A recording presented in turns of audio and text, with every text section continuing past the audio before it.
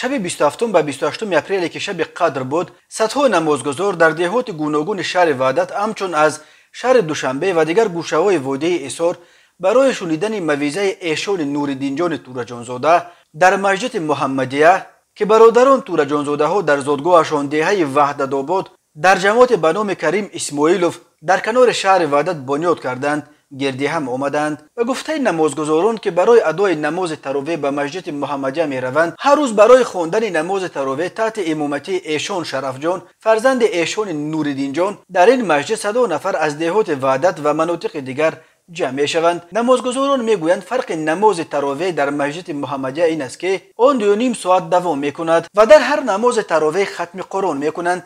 سبب دیگری برای نماز تراویح به این مسجد رفتن مردم زیاد صحبت ایشان نوردین جان است که هر شب قبل از نماز تراویح 20-25 دقیقه امر معروف می کند. مسجد محمدیه یکی از پرطرفدارترین مسجدهای تاجیکستان به شمار می رفت.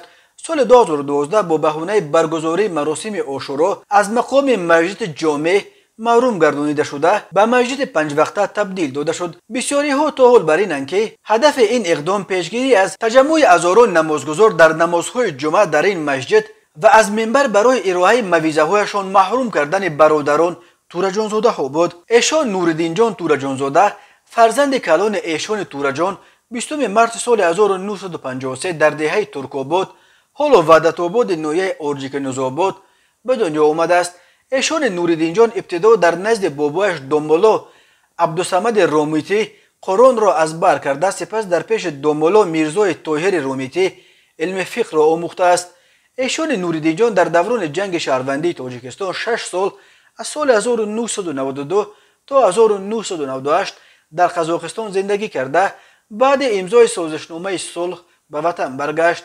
ایشان نوردین جان بعد بازگشتش امامتی مسجد محمدیه را که خانواده تورجانزاده در زادگاهشان بنیاد کردند به دوش گرفت و این مسجد تا زمان بسته شدنش در سال 2012 یکی از پرنمازگزارترین مسجدهای تاجیکستان به شمار می رفت. هر روز جمعه برای ادای نماز و شنیدن موعظه های ایشان نوردین جان و برادرهای خردیش ایشان محمد جان هزاران نفر از سراسر تاجیکستان به مسجد محمدیه می آمدند. همین طور بعد درگذشت پدرش ایشان تورجان پیر یکی از طریقه های اهل تصوف انتخاب شد و رهبری مریدان خانواده‌شان را به دوش گرفت. سال 2012 مسجد جامع محمدیه با بهانه برگزاری مراسم عاشورا با حکم دادگاه بسته شد. تلاش تورجانزاده ها برای توسط دعواهای دادگاهی برقرار کردن مقام این مسجد که به مسجد 5 وقته تبدیل داده شد نتیجه نداد و ایشان نوردین جان و همین طور دیگر نمایندگان خانواده تورجانزاده